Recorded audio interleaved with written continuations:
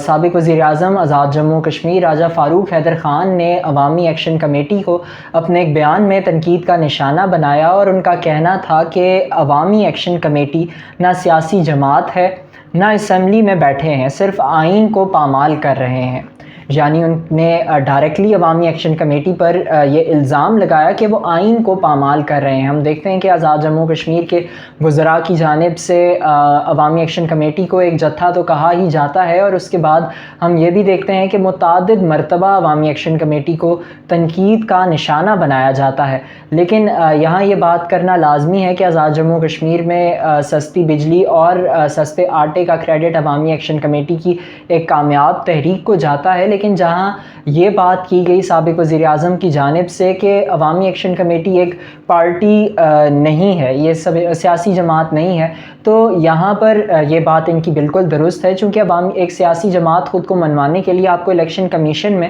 خود کو رجسٹر کروانا پڑتا ہے، اور عوامی ایکشن کمیٹی نے اب تک خود کو الیکشن کمیشن میں رجسٹر نہیں کروایا، جس کی وجہ سے نہ وہ انتخابات میں حصہ لے سکتے ہیں فی الحال تک، چونکہ انتخابات میں حصہ لینے کے لیے بھی ضروری ہے کہ آپ الیکشن کمیشن سے آپ کی پارٹی یا پھر آپ بطور آزاد امیدوار رجسٹرڈ ہوں۔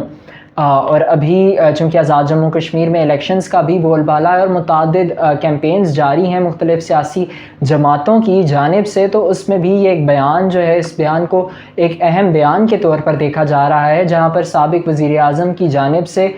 جنہوں نے پہلے یہ بھی کہا تھا کہ عوامی ایکشن کمیٹی جو ہے وہ ہمارے اپنے بچے ہیں اور وہ الیکشن میں کمپیٹ کریں، اگر جیتتے ہیں تو ان کو کون جو ہے وہ حکومت یا پھر کون ان کے جو مطالبات ہیں ان سے پیچھے کر سکتا ہے، ان کے بیان کا یہ مفہوم تھا۔ تو ابھی بھی ان کی جانب سے یہ کہا گیا ہے کہ وہ ایک ایکشن کمیٹی ہے، نہ کہ سیاسی جماعت، اور سیاسی جماعت چونکہ آپ کو پتہ ہے کہ عوامی ایکشن کمیٹی میں متعدد سیاسی جماعتوں کے لوگ شامل ہیں، جو کہ